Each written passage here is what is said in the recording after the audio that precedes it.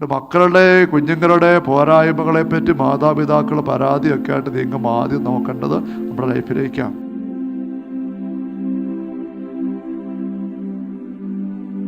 നമ്മൾ ഈ മാതാപിതാക്കളുടെ ഒരുക്കലും സഹനവും പ്രാർത്ഥനയും എത്ര അധികമാണോ അതനുസരിച്ചുള്ള നന്മ കുഞ്ഞുങ്ങൾക്ക് ഉണ്ടാകുന്നതായിട്ട് അനേക സംഭവങ്ങൾ കാണാൻ പറ്റും.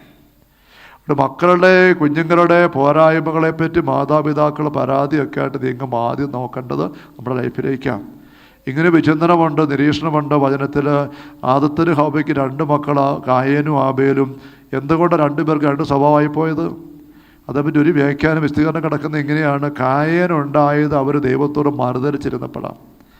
അതിൻ്റെ ഞെരുക്കം അനുഭവിച്ച് മാപ്പ് ചോദിച്ച് എളുപ്പപ്പെട്ട് വിശുദ്ധിയിൽ നീങ്ങിയപ്പോഴാണ് ആബേലുണ്ടായത്. അതിൻ്റെ കരുത്ത് നമ്മുടെ 12 പൂർവ്വപിതാക്കന്മാരെ നോക്കിക്കൂ. യാക്കോബിൻ്റെ 12 മക്കൾ ഏറ്റവും നന്മയുള്ളത് ജോസഫിനാണ്.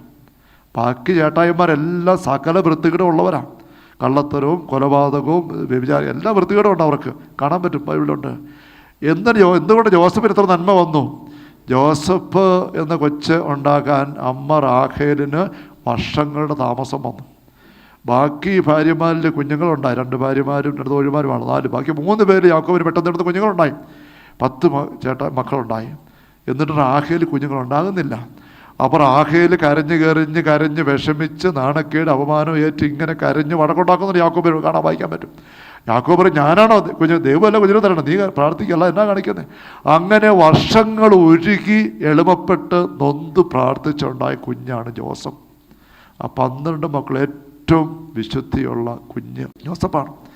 സ്നേഹമുള്ളവർ, എന്തൊരു സഹനമാണ് റാഖേലിനുണ്ടായത്. ആ സഹനം പക്ഷേ നന്മ മാറുന്ന കണ്ടോ?